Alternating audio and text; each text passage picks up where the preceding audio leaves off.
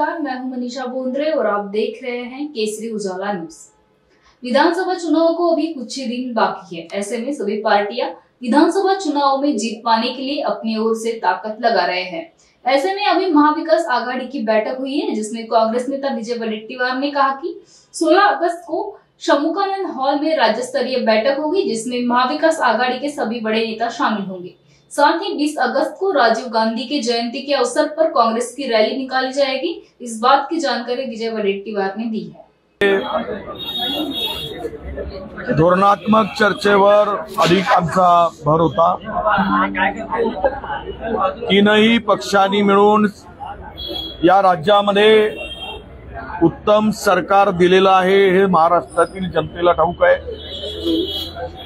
संकटाच्या काळात महाविकास आघाडी सरकारने ज्या पद्धतीने काम केलंय त्याची नोंद देशाने घेतली हेही आपल्या सगळ्यांना माहित आहे।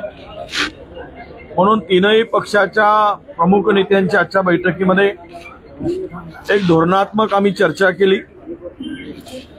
कॉमन मिनिमम प्रोग्रामवर चर्चा झाली, त्याला कसं पुढे जायचं। महाविकास आघाडीच्या जाहीरनाम्या संदर्भात सुद्धा चर्चा आम्ही केली। माननीय आमचे माजी मुख्यमंत्री पृथ्वीराज चव्हाण साहेब यांच्या प्रमुख किंवा त्यांच्या उपस्थितीमध्ये किंवा त्यांच्या नेतृत्वामध्ये जाहीरनाम्याचं काम जोरात सुरू आहे आणि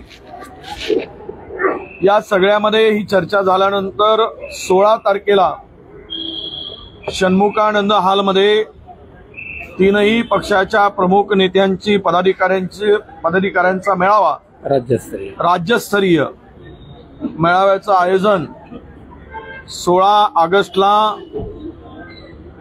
शंमुकानंद सभागृहामध्ये आयोजित केलेलं आहे। याबरोबरच आम्ही 20 तारखेला ऑगस्टला स्वर्गीय माजी पंतप्रधान राजीवजी गांधी यांच्या जयंतीनिमित्त माननीय आमचे नेते राहुलजी गांधी येणार आहेत। त्यांच्या उपस्थितीमध्ये राज्यव्यापी बैठकीचा आणि मोठ्या रॅलीचं आयोजनही आम्ही केलेलं आहे।